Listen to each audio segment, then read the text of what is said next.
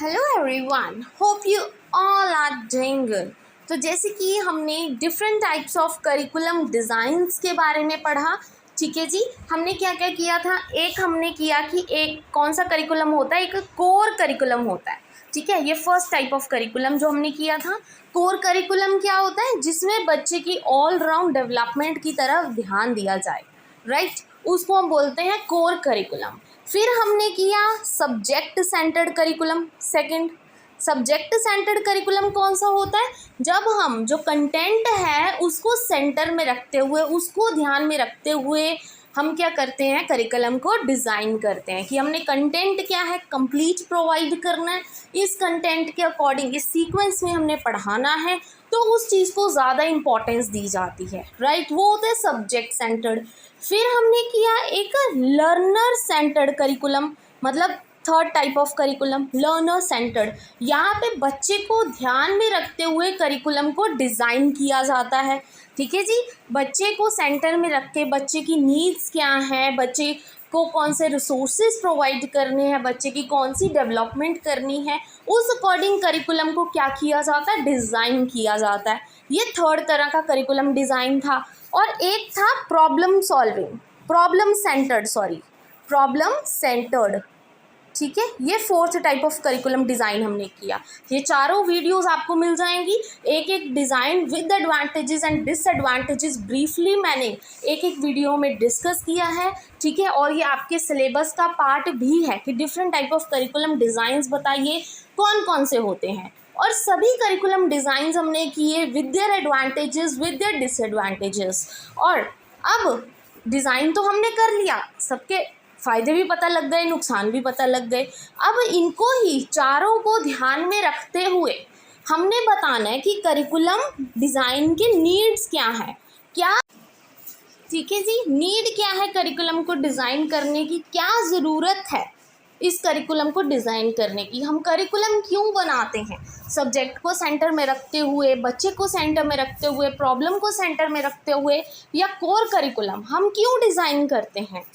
सबसे पहला, for the achievement of educational AIIMS. ठीक है जी, मतलब हमने कुछ ऑब्जेक्टिव सेट किए रखे होते हैं स्कूल में। जैसे एक प्रॉपर स्कूल है, चाहे कोई यूनिवर्सिटी है, कोई भी है, सबका एक करिकुलम होता है, राइट, अपना अपना।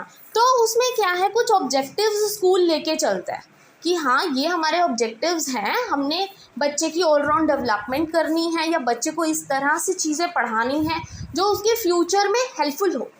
तो वो कैसे पॉसिबल होगा, करिकुलम डिज़ाइन करने से। आप उसको ऐसा डिज़ाइन करो, ऐसे ऑब्जेक्टिव्स रखो, ऐसे एम्स रखो जो आप फुलफ़िल कर सको।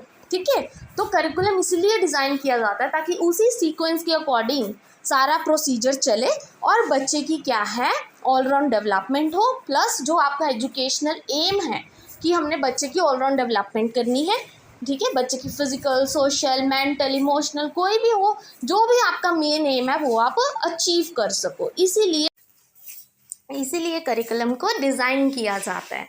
Then the second need for the designing of the curriculum is fixing the limits, कि हम एक लिमिट डिसाइड कर लेते हैं कि हमें बच्चे को इतना सिखाना है, इतनी उसको ज़रूरत है, तो इस अकॉर्डिंग ही हम उसको कंटेंट पढ़ाएंगे। एक लिमिट डिसाइड हो जाती है, right. Then development of democratic values, ताकि हम करिकुलम में वो चीज़ें इंक्लूड कर पाएँ जो बच्चों को डेमोक्रेसी की तरफ लेके जाएं, बच्चों को अपने राइट्स के बारे में पता हो, अपने हक के बारे में पता हो, वो सब चीज़ें उसमें इंक्लूड करना बहुत ज़्यादा ज़रूरी है। Not only democratic values but अगर मॉरल वैल्यूज़ की भी बात करें, ठीक है, हर तरह की वैल्यू, एटिकेट्स, अच्छी हैबिट्स हर एक बच्चे में होनी चाहिए। इसलिए हर चीज़ क्या है, करिकुलम में ऐसे ही इंक्लूड करनी चाहिए। ठीक है, तो उस अकॉर्डिंग करिकुलम को डिज़ाइन करना है। देन बच्चे की कैरेक्टर डेवलपमेंट हो, ठीक है, बच्चा एक अच्छा सिटीज़न बने, क्योंकि उसने आगे जाके सोसाइटी में लोगों से बातचीत करनी है, इंटरैक्ट करना है, जॉब करनी है। ठीक है, कितने ही तरह के लोग मिलते हैं, तो उसको एक अच्छा सिटीज़न बनाने के लिए करिकुलम को हम डिज़ाइन करेंगे। Then for the satisfaction of the needs, कि सोसाइटी की नीड्स हैं जो उसको सेटिस्फाई करने के लिए करिकुलम हमें टाइम टू टाइम डेवलप करना चाहिए, उस अकॉर्डिंग डिज़ाइन करना चाहिए।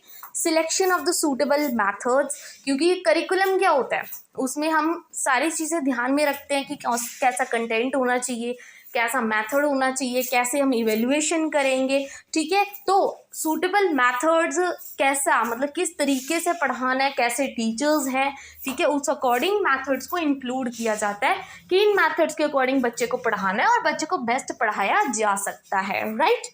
Then selection of the material, की सूटेबल रिसोर्सेज आप सिलेक्ट आउट कर सकते हो एक करिकुलम डिज़ाइन करते time. Then selection of the teachers, proper trained teachers भी चाहिए उसको पढ़ाने के लिए, इसीलिए करिकुलम को डिज़ाइन किया जाता है। देन एक्विजिशन ऑफ नॉलेज, ताकि बच्चे को प्रॉपर नॉलेज मिले, उस अकॉर्डिंग उसमें कंटेंट इंक्लूड किया जाएगा, मेथड्स इंक्लूड किए जाएंगे, स्ट्रैटेजीज इंक्लूड की जाएगी according to the needs of society, मतलब सोसाइटल नीड्स के अकॉर्डिंग होगी।